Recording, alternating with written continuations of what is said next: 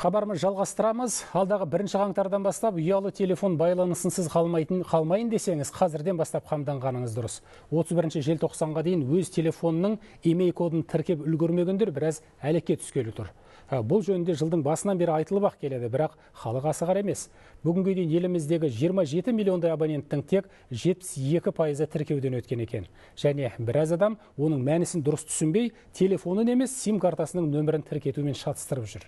Тақырыпты тілшіміз толықтырып айтсын. Жұртшылық қаперіне, бұл сим-картаны емес, сим-карта салынатын мобильді құрылғылардың бәрін тіркету керек.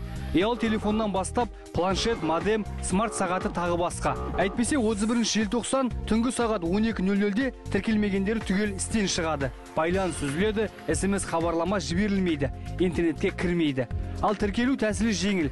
Мәселен, кесел абоненттері жеке сәйкестендіру нөмірін 6006 нөміріне жібереді. Немесе жұлдызша 660 тор командасын басады.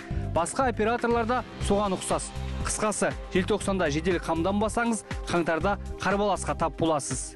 Бұғаттан шешу үшін сізге қызмет көрсету орталығына келіп, оны қайтадан бұғаттан шешіп, қайтадан өзіңіздің жеке нөміріңізге тіркеу қажет болады. Яғни оның жұмысы көбірек болады. Әрбір құрылғының имей коды әрбір адамның деректеріне тіркелетін болады.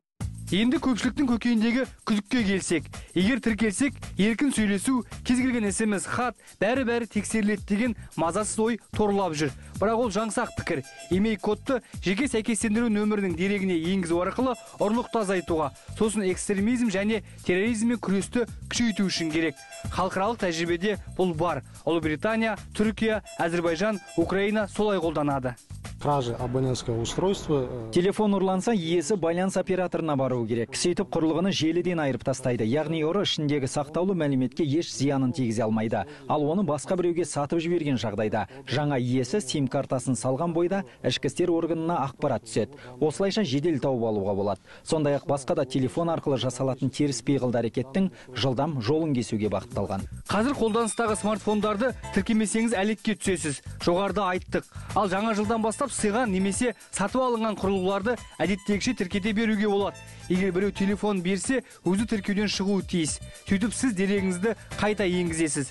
Бір адам бірнеше сим-карталы байланыс құралын ұстай алады. Нысаналы Азамат Кәкенов, ұлттық арна.